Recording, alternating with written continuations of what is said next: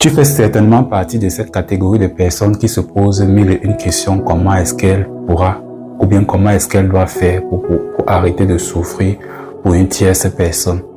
Tu sais, aujourd'hui, nous sommes dans une société où il est de plus en plus difficile de protéger son cœur contre des ruptures amoureuses, où il est de plus en plus difficile de faire confiance à 100% aux personnes. Mais il est important de toujours mettre dans l'esprit et dans ta tête que quel que soit ce qui a pu vous séparer, quel que soit ce qui a pu être à l'origine de ton malheur ou bien de votre séparation, il est important de se relever, il est important d'en tirer les leçons. Lorsque tu sors d'une rupture amoureuse, il est important de ne pas diaboliser la relation, de ne pas te dire que tout ce que cette personne a pu apporter dans ta vie a été mauvais.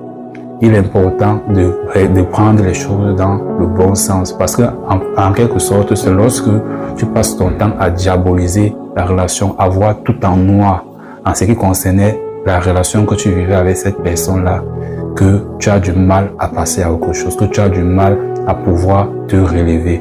Donc, ne pense pas que c'est en ayant de l'amertume dans ton cœur pour cette personne parce qu'il t'a fait un X ou un Y que tu vas forcément oublier cette personne. Bien au contraire, tu actives tes sentiments, tes émotions à rester attaché à cette personne-là. Donc la meilleure solution, c'est de rester zen, de pouvoir être le plus positif possible et de tirer ce qui a été bon, ce qui a été mauvais dans cette relation. Même si le pourcentage du mauvais côté est plus élevé, essaie de prendre cela pour pouvoir te bâtir. Essaie de prendre cela pour pouvoir améliorer ou bien à essayer de te protéger contre des éventuelles ruptures amoureuses. Parce que je t'assure, avec notre génération actuelle, il est de plus en plus compliqué de pouvoir rencontrer des personnes qui vont être totalement vraies et totalement authentiques avec toi.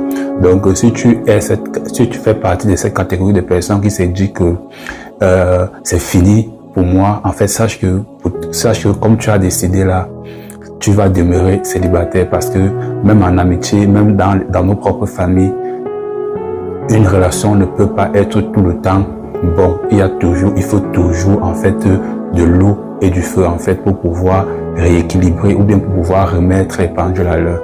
C'est douloureux, je le sais, mais il faut utiliser la bonne méthode pour pouvoir oublier.